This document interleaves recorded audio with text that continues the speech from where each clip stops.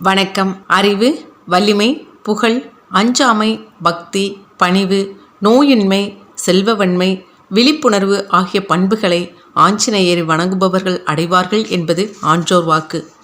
தீவிர பிரம்மச்சரியத்தை கடைபிடித்து பரிசுத்த மூர்த்தியாக ஸ்ரீராமபிரானின் பேரன்புக்கு பாத்திரமானவர் ஆஞ்சநேயர். ராம் ராம் என்று எங்கெங்கு சொல்லிக் கொண்டிருக்கிறார்களோ அங்கெல்லாம் ஆஞ்சநேயர் நம் கண்ணுக்கு தெரியாமல் தாரை தாரையாக ஆனந்த கண்ணீர் வடித்துக்கொண்டு நின்று கேட்கிறார். அவரை பிரார்த்திப்பவர்களுக்கு ஒரு குறையும் இல்லை. அவருக்கு ஈடு கிடையாது. அவரவர் ஸ்மரித்த மந்திரத்தில் தைரியம் வரும், பயம் நிவர்த்தியாகும், புத்தி வரும், பக்தி வரும், ஞானம் வரும், காமம் நசிந்துவிடும் என்று ஆஞ்சநேயர் அருளின் மேன்மையை நமக்கு எடுத்துரைக்கிறார் காஞ்சி பெரியவர். இப்படியாகப்பட்ட ஆஞ்சநேயரின் கதையை இந்த பதிவில் தெரிந்து கொள்ளலாம். அதற்கு முன்பு நம் சிறுகதை டிவியை சப்ஸ்கிரைப் பண்ணாதவங்க சப்ஸ்கிரைப் பண்ணிக்கோங்க. பக்கத்தில் இருக்கிற பெல் ஐக்கானை கிளிக் பண்ணுங்கள். மறக்காமல் லைக் பண்ணுங்கள். வாங்க பதிவுக்குள்ளே போகலாம். துரோதா யுகத்தில் கேசரி என்பவன் சுமேரி என்ற மலைப்பிரதேசத்தில் வானர தலைவனாக வாழ்ந்து வந்தான். நீண்ட காலமாக அவனுக்கு ஒரு மனக்குறை மலையளவாக வளர்ந்திருந்தது. அவனுக்கு குழந்தை செல்வம் இல்லை. குபேர செல்வம் பெற்றிருந்தாலும் குழந்தை செல்வம் பெற்றில்லாத வாழ்க்கையில் குதூகலத்திற்கு வழி இல்லையே. தன் குறையை தீர்த்து கொள்ள அவன் சிவபெருமானை நோக்கி கடும் தவம் புரிந்தான். ஆண்டவன் கருணை கொண்டு அவன் முன் தோன்றி, பக்தா, உன் குறை தீரும், உனக்கு ஒரு மகள் பிறப்பாள், நீ வேண்டிய அம்சங்களோடு அவளுக்கு ஒரு மகன் பிறப்பான் என்று அருள் புரிந்தார். ஆண்டவன் அருளால் கேசரிக்கு ஒரு மகள் பிறந்தாள். அவள் பெயர் அஞ்சனா தேவி. அவளை அன்போடு வளர்த்து வந்தான் கேசரி. அவள் தக்க பருவமடைந்ததும் அவளுக்கு தகுந்த ஒரு வானர வீரனை மணமுடித்து வைத்தான். அஞ்சனைக்கு திருமணமாகி பல ஆண்டுகளாகியும் ஒரு குழந்தையும் பிறக்கவில்லை. தந்தையும் மகளும் தாழ முடியாத துயரத்தில் வருந்தினார்கள். ஒரு நாள் ஒரு குரத்தி அஞ்சனையின் முன் தோன்றினாள். மகளே, கலங்காதே, நீ திருவேங்கடமலைக்கு சென்று திருமாலை தியானம் செய். அவர் திருவருளால் உனக்கு ஒரு பிள்ளை பிறக்கும். எவ்வுலகத்தவரும் போற்றும் அவ்வளவு பண்புகளும் பராக்கிரமும் நிறைந்த ஒரு ஆண்மகனை பெற்றவள் என்ற பெருமையை நீ பின்னாளில் அடைவாய் என்பது திண்ணம் என்று கூறிவிட்டு மறைந்தாள் அக்குரத்தி. அஞ்சனை திருமலைக்கு சென்று ஆகாய கங்கையில் நீராடினாள். ஐம்புலன்களையும் அடக்கி அதன் கரையில் அமர்ந்து தவம் புரிந்தாள். அஞ்சனையின் கடும் தவத்தை கண்டான் வாயுதேவன். பேராச்சரியப்பட்டான். காற்றை மட்டுமே சுவாசித்து பரந்தாமனை தியானித்து அவள் பக்தியை வியந்தான். அவள் பால் வாயு பகவானுக்கு இரக்கமும் மதிப்பும் பெருகின. தினமும் சுவை மிகுந்த கனி ஒன்றை கொண்டு வந்து ஏந்தி அவள் கையில் இட்டு வந்தான். தன் வீச்சினை பதமாக்கி அவள் மேனிக்கு பக்குவமாய் இருக்கும்படி உழவினான். இறைவன் திருவருளாலே தனக்கு தினமும் இனிய கனி கிடைத்து வருவதாக எண்ணி உண்டு வந்தாள் அஞ்சனை. காற்று கடவுளின் கருணையினால் அவன் கருவே அவள் வயிற்றில் வளரத் தொடங்கியது. மார்கழி திங்கள் மூல நட்சத்திரத்தில் நல்ல நேரத்தில் ஒரு ஆண்மகவினை பெற்றாள் அஞ்சனை. திரேதாயுகத்தில் திருமால் தசரத ராமனாக அவதரித்து ராவணன் முதலான அரக்கர்களை வதைத்து தர்மத்தை நிலைநாட்ட கோதண்டம் என்ற வில்லும் சீதை என்ற ஒரு இல்லும் சத்தியம் என்ற ஒரு சொல்லும் கொண்டு தந்தை தாய்வாக்கி பரிபாலனை செய்வார். அவருக்கு பெரும் துணையாக அமைய அஞ்சனையோடு கலந்து ஒரு அருமையான மகனை பெற்றுத்தருக என்று வாயுவிடமும் அவ்வாறே அஞ்சனையிடமும் சிவபெருமான் கூறியதற்கிணங்க அப்பெருமானின் அம்சமாக அக்குழந்தை பிறந்தது. அஞ்சனா தேவியின் அருமை மகன் என்ற பொருள்படும்படி குழந்தைக்கு ஆஞ்சநேயர் என்று பெயரிட்டு உயிரினும் மேலாய் கருதி வளர்த்து வந்தார்கள். சீரும் சிறப்புமாக வளர்ந்து வந்தான் குழந்தை. ஒரு நாள் அனுமன் தொட்டிலில் உறங்கிக் கொண்டிருந்தான். அப்போது அஞ்சனை கனிகளை பறித்து வர வெளியே சென்றிருந்தாள். திடீரென்று குழந்தை விழித்து கொண்டான். நல்ல பசி. துடித்து அழத் தொடங்கினான். அழுது கொண்டே கண்களை சுற்றி முற்றி பார்த்தான். தன் தாயை காணவில்லை. அவன் அழுகை அதிகமாகியது. அப்போது வானத்தில் சூரியன் செக்க செவில் என குழந்தையின் கண்களுக்கு காட்சியளித்தான். பசியோடு அழுத குழந்தைக்கு உதய சூரியன் சிவந்த பழமாக தோன்றியது. உடனே அதை தின்ன வேண்டும் என்ற ஆவல் ஏற்பட்டது குழந்தைக்கு. அடுத்த நொடியே ஒரே பாய்ச்சலாக வான்வெளியில் பறக்கத் தொடங்கினான் குழந்தை. காற்றின் மைந்தனுக்கு வானில் பறப்பது கடினமாக தோன்றவில்லை. தன் குழந்தை வானிலை பறந்து சூரியனை நோக்கி தாவி செல்வதை அறிந்தாள் வாயு பகவான். சூரிய வெப்பத்தால் தன் மைந்தனுக்கு தீங்கு ஏற்பட்டுவிடக்கூடாது என்ற கவலை கொண்டான். மிகவும் குளிர்ச்சியாக வீசி சூரியனின் அனல் குழந்தையின் மேனியை பாதிக்காமல் பார்த்து கொண்டான். ஒரு குழந்தை தன்னை நோக்கி பறந்து வருவதைக் கண்டான் சூரியன். அக்குழந்தையின் எதிர்காலம் அவனுக்கு புரிந்தது. வருங்காலத்தில் மகத்தான சாதனையை படைக்கப் போகும் அறிவும் ஆற்றலும் பெற்ற ஆஞ்சநேயனை அன்போடு அரவணைக்க வேண்டுமே தவிர அனலை வீசி அழித்துவிடக்கூடாது என்று கருணை கொண்டான் கதிரவன். அந்த நேரம் சூரியனை ராகு மறைக்கும் நேரமாகவும் அமைந்தது. ராகு சூரியனை சமீபித்து விட்டான். குழந்தையை கண்டான் ராகு. அவனுடைய அளவிடற்கரிய ஆற்றலையும் அஞ்சா தன்மையும் அறிந்து ஆச்சரியமும் அதிர்ச்சியும் அடைந்தான். அவனுக்கு நடுக்கம் ஏற்பட்டு விட்டது. தேவேந்திரனிடம் ஓடி முறையிட்டான். ஐயனே, நான் சூரியனை விழுங்குவதற்கு சென்றால் அந்த குழந்தை என்னை முந்திக் கொள்ளும் போலிருக்கிறதே என்று கவலை தெரிவித்தான் ராகு. உனக்கு போட்டியாக ஒரு குழந்தையா? யார் அந்த குழந்தை என்று ஆர்ப்பரித்து எழுந்தான் தேவேந்திரன். கையிலே வஜ்ராயத்துடன் ஐராவதம் என்ற யானையின் மேல் ஏறி புறப்பட்டான். ராகு தேவேந்திரனை பின்தொடர்ந்தான். ராகு சூரியன் அருகில் சென்றான். அதை குழந்தை ஆஞ்சநேயன் கண்டான். ராகுவையும் ஒரு பழமென்றே எண்ணிவிட்டான். சூரிய பழத்தை விட ராகு பழமே சுவையாக இருக்கும் என்று நினைத்தது போல ராகுவை பிடிக்க பாய்ந்தான் ஆஞ்சநேயன். பயத்தால் தாவி ஓடி தேவேந்திரன் கால்களில் விழுந்தான் ராகு.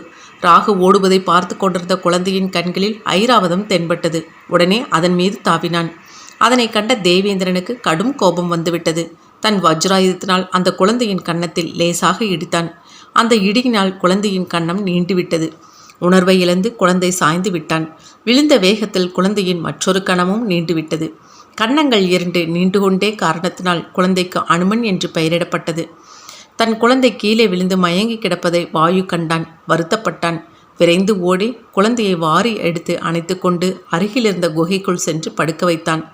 வாயு குகைக்குள் சென்றுவிட்டதும் பிரபஞ்சத்தில் காற்றே இல்லாமல் போய்விட்டது. அனைத்துலக உயிர்களும் காற்றின்றி மூச்சுவிட சிரமப்பட்டனர். தேவர்களும் மூச்சு திணறல் ஏற்பட்டது. எல்லோரும் பிரம்மதேவனிடம் ஓடி சென்று தங்கள் துன்பத்தை வேதனையோடு கூறினார்கள். பிரம்மனுக்கு விஷயம் புரிந்துவிட்டது. எல்லோரையும் அழைத்து கொண்டு வாயு அடங்கி கிடந்த குகைக்கு வந்தார். நான்முகனை கண்டதும் வாயு அவர் பாதங்களில் விழுந்து வணங்கினான். தன் குழந்தைக்கு ஏற்பட்ட கதியை கூறினான். குழந்தை ஆஞ்சநேயன் அப்போதும் மயக்கம் தெளியா நிலையிலேயே இருந்தான். பிரம்மதேவன் குழந்தையை அன்புடன் தடவி கொடுத்தார். அப்போது குழந்தை மூர்ச்சை தெளிந்து புத்துயிர் பெற்றவன் போல் கண் விழித்தான். தன் மகனுக்கு ஆபத்து ஏதும் இல்லை என்று தெளிவாக தெரிந்த பின்னர் வாயு பகவான் மிகவும் மகிழ்ச்சியடைந்தான். உடனே வெளியே சென்று பிரபஞ்சம் எங்கும் சஞ்சரிக்க ஆரம்பித்தான். தேவர்கள் நிம்மதியாக மூச்சு விட்டனர். மற்ற உயிர்களுக்கும் தடையின்றி மூச்சுவிட முடிந்தது. தேவர்களை, இந்த குழந்தையால் உங்களுக்கு மட்டுமல்ல, இந்த பிரபஞ்சத்துக்கே நிறைய நன்மைகள் ஏற்பட உள்ளன. எனவே அவன் மேலும் வளர்ச்சியும் வடிவும் பெற நிறைய வரங்களை அள்ளி தந்துவிட்டு செல்லுங்கள் என்றான் தேவேந்திரன். தானே முன்னுதாரணமாக, என் வஜ்ராயுதத்தால் இனி இந்த அனுமனுக்கு எந்த தீங்கும் ஏற்படாது என்று தன் கழுத்திலிருந்த மாலையை அணிவித்து வரம் கொடுத்தான் தேவேந்திரன். நீரினாலோ வர்ணாஸ்திரத்தாலோ இவனுக்கு மரணம் சம்பவிக்காது என்று வருணன் வரமளித்தான். என் பாச கயிற்றினால் இவனுக்கு எந்த இன்னலும் ஏற்படாது, நோய் நொடி எதுவுமே இவனை அணுகாது என்று வரமளித்தான் யமதர்மன். என் ஒளியிலே 100ல் 1 பங்கை நீ பெறுக. என்னை பிடித்து விழுங்க வந்த உன் வீரத்தை நான் வெகுவாக ரசித்தேன். நீ இனியும் நிகரற்ற வீரனாக விளங்குவாய். உன்னை எவராலும் வெல்லவும் முடியாது, கொல்லவும் முடியாது. உனக்கு உற்ற வயதில் நானே பல கலைகளையும் கற்பிக்கிறேன் என்று அறிய வரமளித்தான் கதிரவன். என்னால் உருவாக்கப்பட்ட எந்த ஆயுதமும் இனி இவனை எந்த விதத்திலும் துன்புறுத்தாது என்றான் விஸ்வகர்மா. அப்போது சிவபெருமானே அங்கு வந்து நின்றார். குழந்தாய், என் சூலம் முதலிய ஆயுதங்களாலும் பாசுபதாஸ்திரம் முதலிய அம்புகளாலும் உனக்கு மரணமே நேராது என்று அனுமனை வாழ்த்தினார். என் ஆயுதங்களாலும் அம்புகளாலும் உனக்கு ஆபத்து ஏற்படாது. நீ நம்பியவர்களுக்கு நல்ல நண்பனாவாய். நீ தொடுக்கும் போரில் உனக்கு தோல்வியே ஏற்படாது. நீ நினைக்கும் உருவத்தை அடையலாம், நினைக்கும் இடங்களுக்கு போகலாம். எம்பெருமான் எடுக்கும் ராமவதாரத்தில் அவருக்கு நீ ஏற்ற துணையாக இருந்து வீரத்தீர செயல்களை புரிவாய் என்று பிரம்மதேவன் அனுமனுக்கு வரமளித்து ஆசி கூறினார். தேவர்களாலும் மூவர்களாலும் ஆசீர்வதிக்கப்பட்ட அனுமன் புஜபல பராக்கிரமம் மிகுந்தவனாக வளர்ந்து வந்தான். சிறு வயதிலிருந்தே வீர விளையாட்டுகளில் அதிக ஆர்வம் காட்டினான். விளையாட்டாக முனிவர் ஆசிரமங்களுக்குள் புகுந்து சில சேஷ்டைகளை செய்து வந்தான். அதனால் முனிவர்களுக்கு அனுமன் மீது கோபம் ஏற்பட்டது. தேவர்களாலும் கடவுள்களாலும் ஆசீர்வதிக்கப்பட்டுதான் பேராற்றல் பெற்றிருப்பதனால் விளையாட்டாகவே சில வீணான செயல்களில் ஈடுபடுகிறான். வீரத்தை வினையாக்குகிறான். ஆகவே அனுமனுக்கு அவனுக்குள்ள பலம் தெரியாமல் போக கடவது என்று முனிவர்கள் சபித்துவிட்டனர். தன் மகன் பெருமுனிவர்களின் கடுஞ்சினத்துக்கு ஆளாகி சாபம் பெற்றதை அறிந்து தாய் அஞ்சனையின் நெஞ்சம் கலங்கியது. சாபம் கொடுத்த முனிவர்களிடம் ஓடி அவர்கள் பாதங்களில் விழுந்து பணிந்தாள். அனுமனுடைய பிழையை பொறுத்து அவனை மன்னிக்கும்படி மன்றாடினாள். அவர்களும் மனமிறங்கி சாபத்தின் கடுமை குறையும் வண்ணம் அருள் புரிந்தனர். உன் வலிமையை பிறர் எடுத்து கூறும்போது அதனை நீ முழுமையாக உணர்வாய் என்று சாப விமோசனமும் கொடுத்து அவனை வாழ்த்தி சென்றார்கள். அனுமனை அன்னை அன்போடு அணைத்து அழைத்து சென்றாள். அன்று முதல் பிறரை துன்புறுத்துவது பேதமை என்பதை உணர்ந்தவனாக நடந்து வந்தான் அனுமன். உரிய பருவம் அடைந்ததும் சூரிய பகவான் அருள் உரையும்படி அவரிடம் கல்வி கற்கத் தொடங்கினான். சூரிய பகவானுக்கு எதிரே நின்று மனதை அவரிடம் பதித்து அவர் மீது பார்வையை செலுத்தி வந்தான். காலையிலிருந்து மாலை வரை சூரியன் செல்லும் கதியை பார்த்தபடி தன் பக்கமாகவே நகர்ந்து குரு வாக்கிலிருந்து வரும் பாடங்களை கவனமாக கேட்டு கற்றான் அனுமன். வேதங்களையும் இலக்கணங்களையும் சாஸ்திரங்களையும் சூரியனிடமிருந்து கற்று புலமை பெற்றான். அறிவும் ஆற்றலும் மிகுந்த நிலையில் ஒரு நாள் சுக்கிரீவனை கண்டான். இருவரும் வெகு காலமாகவே பழக்கம் உள்ளவர்களைப் போல் உணர்ந்தார்கள். இருவரும் நெருங்கிய நண்பர்களாக ஆனார்கள். ஒருமுறை யானை சுக்கிரவன் மீது பாய வந்தது. அனுமன் தன் கையில் ஆயுதம் ஏதுமின்றியே அந்த யானையை தாக்கி சுக்கிரீவனை காப்பாற்றினான். சுக்கிரீவன் அனுமனின் அதிவீர வீரத்தை மெச்சி புகழ்ந்து அவனை தனக்கு அமைச்சனாக அமர்த்தி கொண்டான். சுக்கிரீவன் வாலியினுடைய தம்பி. வாலி கிஷ்கிந்தை என்னும் அழகிய காடுகள் சூழ்ந்த பிரதேசத்தின் அரசனாக இருந்தவன். வாலிக்கும் அவன் தம்பி சுக்கிரீவனுக்கும் பகைமை ஏற்பட்டது. அண்ணனுக்கு பயந்து கிஷ்கிந்தையை விட்டு ஓடினான் சுக்கிரீவன். ரிஷ்யமுகம் என்ற குன்றுக்கு பக்கத்திலிருந்த மதங்கவனம் என்ற காட்டில் ஒளிந்து வாழ்ந்து வந்தான். அனுமனும் சுக்கிரீவனுடைய பக்கத்துணையாக பாதுகாவலாக இருந்து வந்தான். 14 ஆண்டுகள் வனவாசம் கழிக்க வந்த ராமன் சீதைக்காக கானகத்தில் ஒரு மாயமானை பின்தொடர்ந்து செல்ல தனித்திருந்த சீதையை ராவணன் வஞ்சகமாக கவர்ந்து சென்றான். மனைவியை இழந்து பெரும் துயரோடு தம்பி லட்சுமணனுடன் ராமன் சீதையை தேடிக்கொண்டு ரிஷ்யமுக பர்வதத்துக்கு அண்மையிலுள்ள மதங்கவனத்துக்கு வந்தார். ராமனும் லட்சுமணனும் வந்து கொண்டிருப்பதை தூரத்திலிருந்து பார்த்தான் சுக்கிரீவன். தன் அண்ணன் வாலி தன்னை தேடிக்கொள்ள அனுப்பிய ஆட்களோ அவர்கள் என்ற ஐயம் அவனுக்குள் அதிக அச்சத்தை ஏற்படுத்தியது. ஓடி ஒளிந்து கொண்டான்.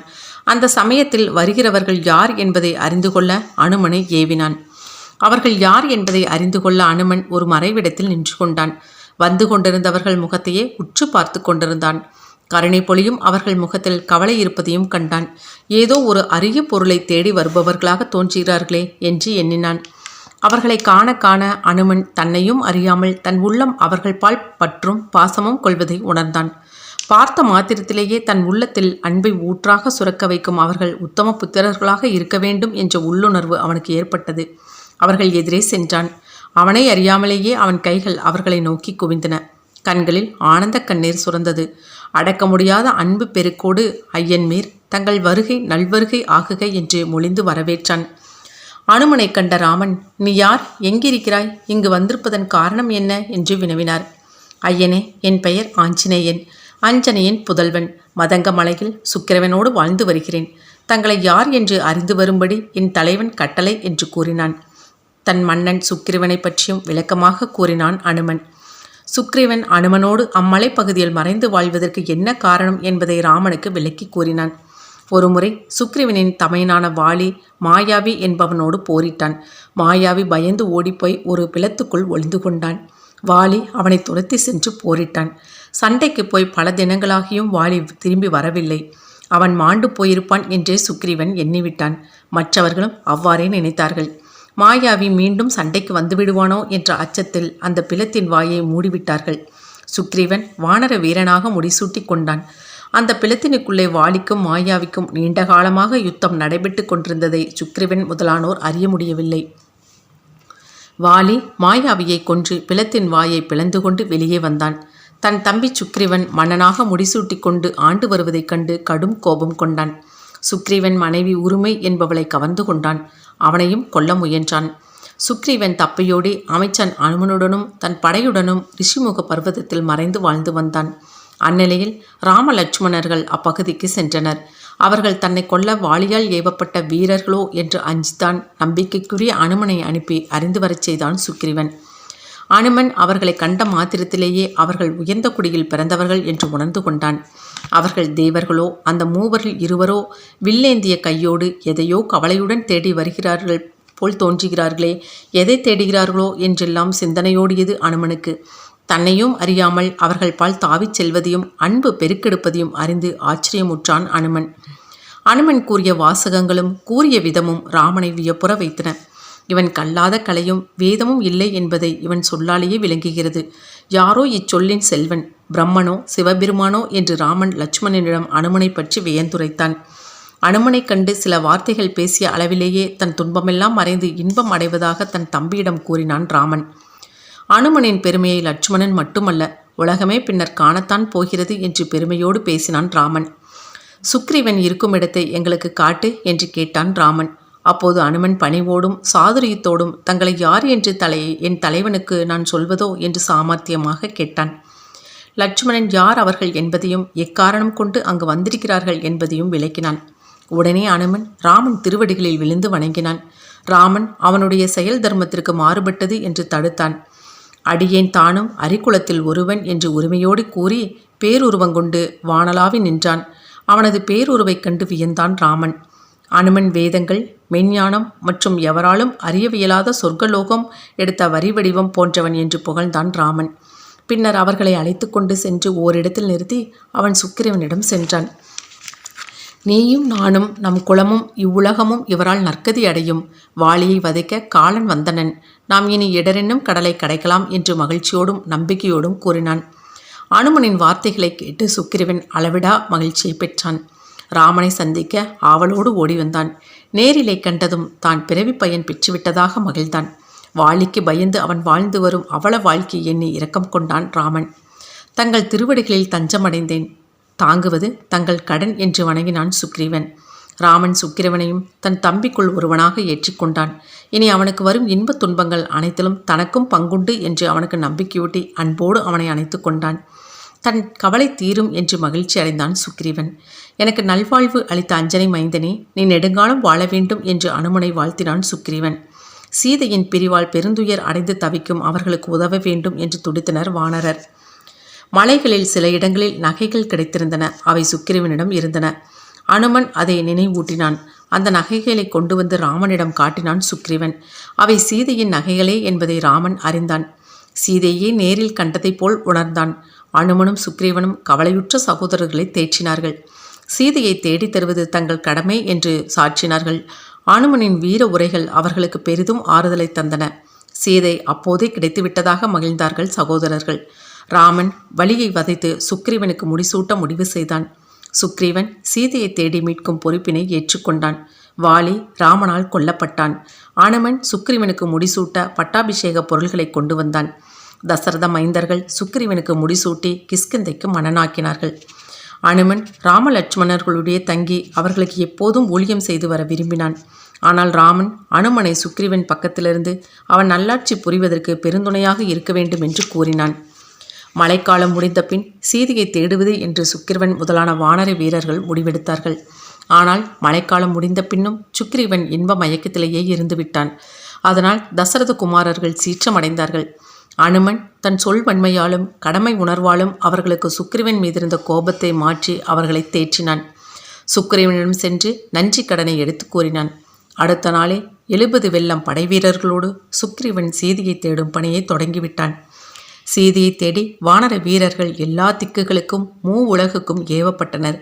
சீதையை தூக்கி சென்ற அரக்கன் தென் திசை நோக்கி சென்றதால் அத்திசைக்கு அனுமனை ஏவினான் சுக்ரீவன். அனுமனுக்கு உதவியாக வாலியின் மைந்தன் அங்கதனும் ஜாம்பவானும் சென்றார்கள். ராமன் அனுமனை தனியே அழைத்து சீதை நிகரில்லா அழகு படைத்தவள் என்பதை விளக்கி அவளை காணும்போது அடையாளமாக கூறும்படி அயோத்தியிலும் காட்டுக்கு வந்தபோது பல இடங்களிலும் நடந்த நிகழ்ச்சிகளை விளக்கினான்.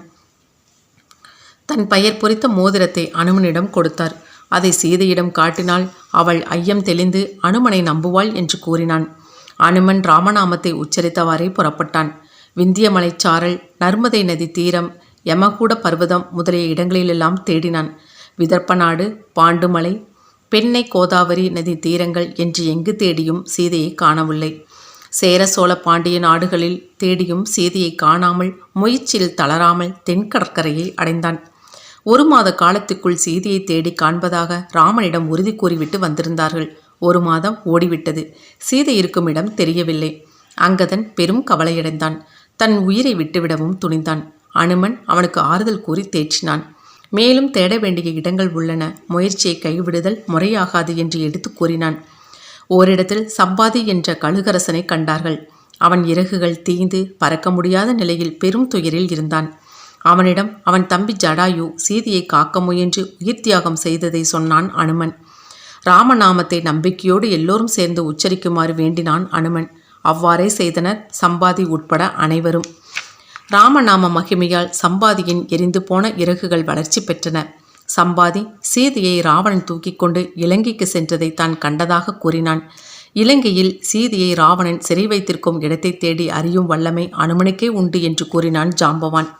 அனுமனே, நீதி நெறியில் நிற்பவன் நீ, போற்றுதற்குரிய அறிவும் ஆற்றலும் கூடியவன் நீ, எதற்கும் அஞ்சாமல் எடுத்த காரியத்தை இனிதி முடிக்கும் நெஞ்சுரம் உனக்கு உண்டு. நீயே இலங்கையை நோக்கி செல் என்று புகழ்ந்துரைத்தான் ஜாம்பவான். தன் வலிமையை ஜாம்பவான் நினைவூட்டியதும் அனுமனுக்கு ஆர்வமும் மகிழ்ச்சியும் அதிகமாயின. எதையும் தன்னால் சாதிக்க முடியும் என்ற நம்பிக்கையுடன் எழுச்சியுற்றான். மகேந்திர மலையின் உச்சிக்கு சென்றான். ராமநாமத்தை உச்சரித்து நின்றான். வானரர்களின் அன்பும் ஆசியும் ராமனின் ஏவலும் தனக்கு இரு சிறகுகளாக அமைவது போல் உணர்ந்தான். பேருருவம் எடுத்தான். அவனது மார்பும் தோள்களும் கால்களும் பெரும் பலம் பெற்று பெருகின. அவனுடைய பாரம் தாங்க முடியாமல் மகேந்திர மலை பூமியில் அழுந்தியது. நிமிர்ந்து மேலே நோக்கினான். சொர்க்கம் தெரிந்தது. கீழே நோக்கினான். இலங்கையின் பொன்மதில் அவன் கண்களுக்கு தெரிந்தது. அனுமன் தன் பெரிய பாதங்களை ஊன்றி கடலில் தாவ முற்பட்டான். அதனால் மகேந்திர மலை பிதுங்கியது. அங்கிருந்த பாம்புகள் வெளிப்பட்டன. சிங்கம், புலி போன்ற கொடிய விலங்குகள் நசுங்கி மாண்டன. பறவைகள் பயந்து கூவிக்கொண்டே விண்ணில் எழுந்து பறந்தோடின. அனுமன் முன்புறமாக குனிந்து பாதங்களை அழுத்தினான். வாளை தூக்கினான். கால்களை மடக்கினான். மார்பினை ஒடுக்கினான். தோள்களை தூக்கினான். கழுத்தினை சுருக்கினான். கைகளை நீட்டினான். வான்வழி நோக்கி பாய்ந்தான். வான்வழியிலே மைந்த நாகமலை எழுந்து நின்று அனுமனை தடுத்தது. தன் மீது சற்று நேரம் தங்கியிருந்து ஓய்வு கொண்டு களைப்பினேகி செல்க என்று அது வேண்டிக் கொண்டது.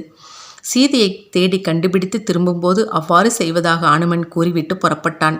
மைனாக மலையின் அன்பறிந்து மகிழ்ந்து விடைபெற்று முன்னைவிடவும் அதிவேகமாக பறந்து சென்றான் அனுமன். தேவர்கள் அனுமன் விண்ணிலே வேகமாக பறந்து செல்வதைக் கண்டு மகிழ்ந்தார்கள். அவன் மன உறுதியை சோதிக்க விரும்பினார்கள். சரசை என்பவளை அனுப்பினார்கள். சரசை அரக்கி வடிவம் எடுத்தாள். அனுமன் எதிரே பறந்து வந்தாள். என் பசிப்பிணியை போக்க நீயே என் வாயில் புகுந்துவிடு, இல்லையேல் நானே உன்னை விழுங்கி விடுவேன் என்று பெரிய குகையைப் போல தன் வாயை திறந்தாள். நான் ராம காரியம் செய்து முடிக்க வேண்டும். அது முடிந்த பின் நானே உன்னிடம் வந்து உனக்கு இரையாகி துயரம் நீக்குகிறேன் என்றான் அனுமன். அவள் அப்போதே அனுமனை விழுங்கிச் செல்பவள் போல் தன் வாயை மேலும் பெரிதாக விரித்தாள். அது கண்ட அனுமன் தன் உருவத்தை அவள் வாய்க்கு அடங்காத அளவு மேலும் பெரிதாக்கி கொண்டான். பின்னர் திடுமென தன் உருவத்தை சுருக்கி அவள் வாயில் நுழைந்தான். அவள் வாயை மூடுவதற்குள் வெளியே வந்துவிட்டான். சரசை அவன் அறிவையும் ஆற்றலையும் நேரில் கண்டு பலப்பட பாராட்டினாள். அவனால் செய்ய முடியாத காரியமே இல்லை என்று புகழ்ந்து வாழ்த்திவிட்டு போனான். அனுமன் தொடர்ந்து பறந்து கொண்டிருந்தான். வழியில் அங்கார தாரகை என்ற அரக்கி வழியை மறித்தாள். அவள் பேராற்றல் வாய்ந்தவள். காதவள்ளிக்கு அப்பால் செல்லும் பொருள்களையும் அவற்றின் நிழலால் இழுக்கும் சக்தி அவளுக்கு இருந்தது. அவள் அனுமனை விழுங்க வாயை அகலத் திறந்தாள். அனுமன் அவள் வாய்க்குள் புகுந்து விட்டான். அங்கார தாரகை அனுமனை விழுங்கிவிட்டாள் என்றே தேவர்களும் தர்ம தேவதைகளும் அழுது புலம்பினார்கள். ஆனால் அனுமன் அந்த அரக்கியின் வயிற்றை கிழித்து கொண்டு வெளியே வந்து விட்டான். இடையே எதிர்பட்ட எல்லா இன்னல்களையும் தன் அறிவாலும் ஆற்றலாலும் வென்றவாறே சென்று கொண்டிருந்தான் அனுமன். அவனுக்கு அத்தகைய வெற்றியை தரும் தாரக மந்திரமாக அமைந்தது ராமநாமமே. அதை உச்சரித்து கொண்டே ஊக்கமும் உற்சாகமும் குறையாதவனாக கடலை கடந்து இலங்கையை அடைந்தான். இலங்காபுரியின் மதில் மேல் அமராமல் அருகில் இருந்த பவளமலையில் நின்று அந்நகரின் அழகினை கண்டான். ஆச்சரியம் கொண்டான்.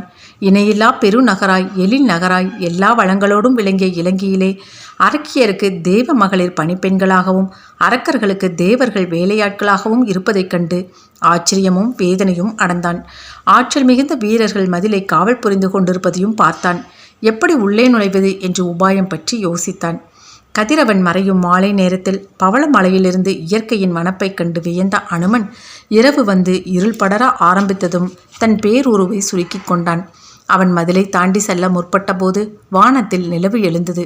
இலங்காபுரியின் காவல் தெய்வமாகிய இலங்கினி எதிரே வந்து அனுமனை வழிமறித்தாள்.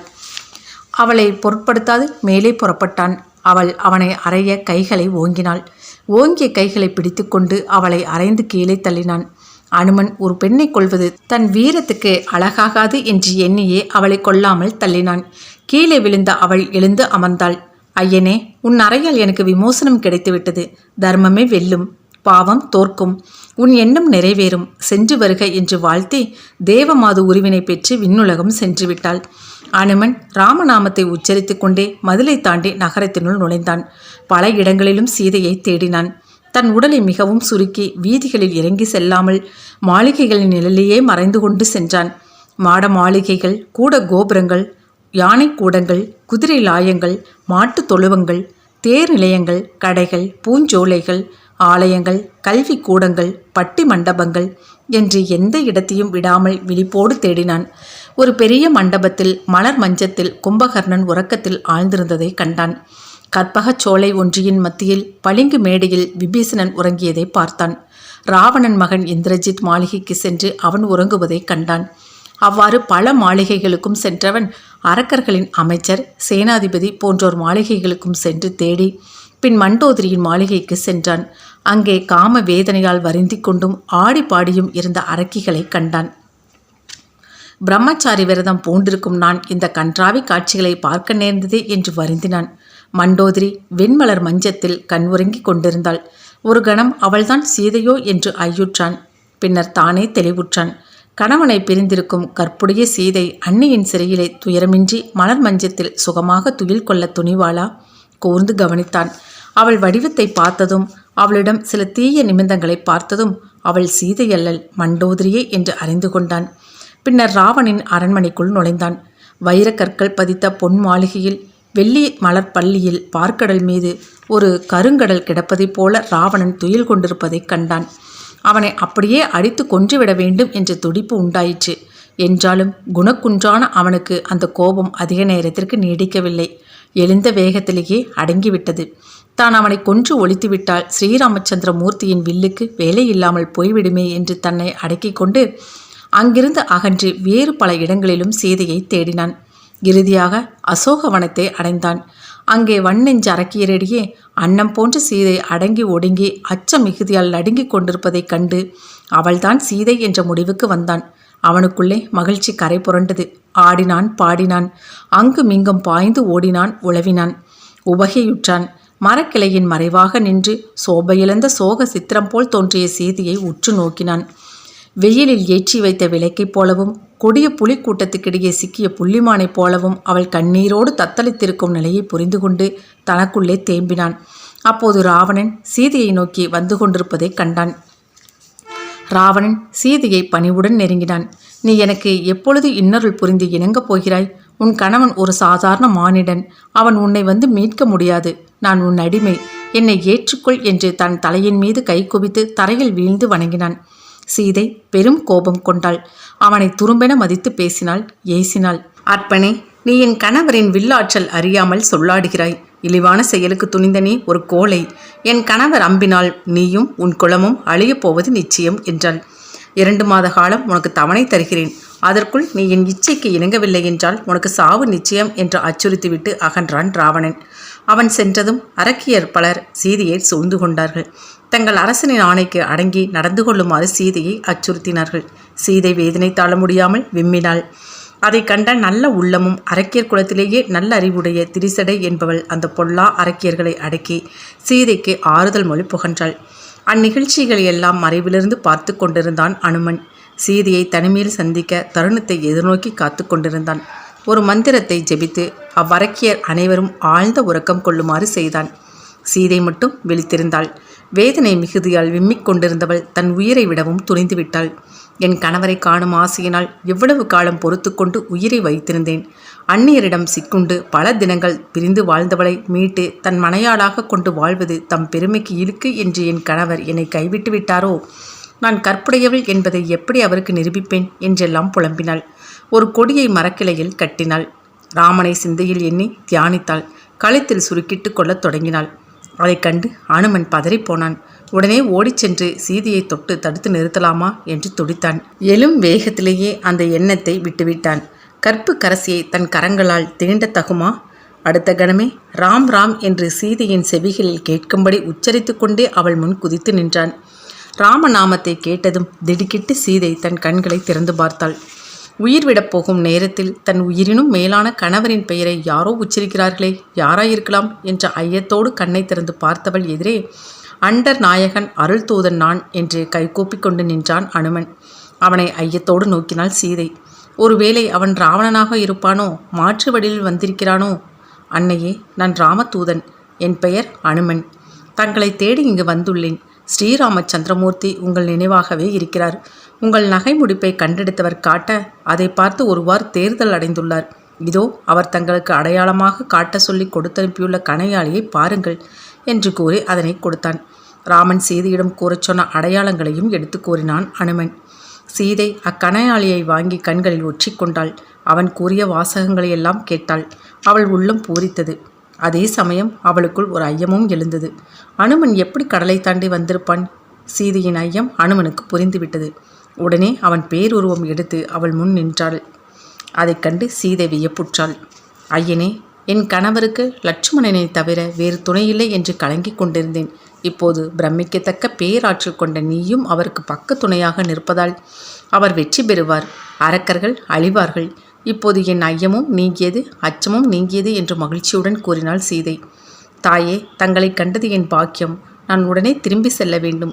ஸ்ரீராமச்சந்திர மூர்த்தியிடம் நான் இதை சொல்ல வேண்டும் என்று பணிவுடன் கேட்டான். ஐயனே, நான் இன்னும் 1 மாத காலம்தான் உயிரை தாங்கிக் கொண்டிருப்பேன். அதற்குள் ராமர் வந்து என்னை மீட்டிச் செல்லாவிடில் நான் இறந்து போய் விடுவேன். இது நிச்சயம் என்பதை அவருக்கு கூறுவாய் என்று உறுதியான குரலில் கூறினாள் சீதை. ராமன் தன்னிடம் அடையாளமாக கொடுக்க ஒரு கணையாளியை தந்தது போல சீதை தன் ஆடையிலிருந்த சூளாமணியை ராமனின் அடையாளமாக கொடுக்கும்படி அனுமனிடம் தந்தாள். அன்னையே, இனியும் தாங்கள் வருந்த வேண்டாம். தாங்கள் இங்கே இருக்கும் செய்தியை அறிந்தவுடன் ஒரு கணமும் தாமதியாமல் இங்கே வருவார். இந்த இலங்கை நகரம் எப்படி சீரழியப் போகிறது என்று நீங்களே பார்ப்பீர்கள் என்று சீதைக்கு ஆறுதல் கூறினான் அனுமன். சீதை கொடுத்த சூளாமணியை வாங்கி கொண்டான். கலங்கிய கண்களோடு அவள் திருமுகத்தை பார்த்தான். 3 முறை வலம் வந்து வணங்கி நீர்வழியும் கண்களோடு விடை பெற்றான். இலங்கையிலே அசோக வனத்தில் சீதையை பார்த்துவிட்டு வெறுமனே திரும்பிவிடுவதா என்று யோசித்தான். வேதனையும் கோபமும் அவனை பிடித்து உலுக்கின. வஞ்சகமாக சீதையை கவர்ந்து ராமருக்கு நெஞ்ச கலக்கத்தை உண்டாக்கிய ராவணன் சிந்தையெல்லாம் செந்தழலாக எரிய வேண்டும். கொடியவனுக்கு சரியான பாடம் கற்பிக்க வேண்டும். என்ன செய்யலாம் என்று சிந்தித்தான் அனுமன். அசோகவனத்தை அழித்தால் அரக்கர்கள் எதிர்க்க வருவார்கள். அவர்களை தாக்கினால் ஓடிச் சென்று ராவணனிடம் உரைப்பார்கள். அவ்வகையில் ராவணனை நேரில் சந்திக்க தனக்கு வாய்ப்பு ஏற்படும். அவனுக்கு சரியான பாடம் கற்பிக்க வேண்டும் என்ற முடிவுக்கு வந்தான். அனுமன் விஸ்வரூபம் எடுத்தான். அசோகவனத்து மரங்களையெல்லாம் கைகளால் ஒடித்து போட்டான். கால்களால் உதைத்து சிதைத்தான். வேரோடு பிடுங்கி வீசினான். சில மரங்களில் மளமளவென்று முறிந்து விழுந்தன பல கிளைகள். சடசடவென்று சறந்து தரையில் சாய்ந்தன சில மிலாறுகள். படபடவென்று அருந்தன பல கொடிகள். பொல பொலவென உதிர்ந்தன பூக்கள். சுருங்கக்கூரின் அசோகவனமே உரு தெரியாமல் அழியத் தொடங்கியது. மிருகங்கள் பல திசைகளுக்கும் பயந்து ஓடின. பறவைகள் பயத்தால் கீச்சிட்டு கொண்டு வானத்தில் வட்டமிட்டு பறந்தன. சீதை சிறையிருக்கும் இடம் தவிர மற்ற இடமெல்லாம் சின்ன பின்னமாக சிதைந்தன. குன்றுகளை பயத்தெடுத்து மாட மாளிகைகள் மீது வீசியதால் பேரொளி எங்கும் எதிரொலித்தது. அப்பேரிரைச்சலை கேட்டு அரக்கர்கள் விழித்தெழுந்து துடித்து ஓடி வந்தார்கள். ஒரு குரங்கு ஆகாயமளவு பெரிய உருவத்தில் நின்றிருந்ததைக் கண்டு அதிர்ச்சியும் ஆச்சரியமும் அடைந்தார்கள். அசோகவனத்தை காவல் காத்து கொண்டிருந்த அரக்கர்கள் விரைந்தோடி சென்று ராவணனிடம் விபரம் கூறினார்கள். அதே சமயம் அனுமனின் கர்ஜனையும் அவன் காதுகளில் ஒலித்தது. வெகுண்டெழுந்தான் ராவணன். அந்த குரங்கை பிடித்து கட்டி கொண்டு வாருங்கள் என்று கிங்கர்களுக்கு கட்டளையிட்டான். மிகவும் பலம் பொருந்திய கிங்கர்கள் ஓடி சென்று அனுமனை வளைத்து கொண்டு சரமாரியாக ஆயுதங்களை வீசினார்கள். அனுமன் அஞ்சி ஓடிவிடவில்லை. தன் வாளாலேயே அடித்து பலரை மாய்த்தான். தோள்களால் இடித்து பலரை சாய்த்தான். அனுமனை பார்த்து பயந்தார்கள் பலர். கிங்கர்களால் அனுமனை பிடிக்க முடியவில்லை. செய்தியறிந்து ராவணன் சம்புமாலி என்னும் குதிரைப்படை வீரனை அனுப்பினான். அனுமனை கடுமையாக தாக்கினான் சம்புமாலி.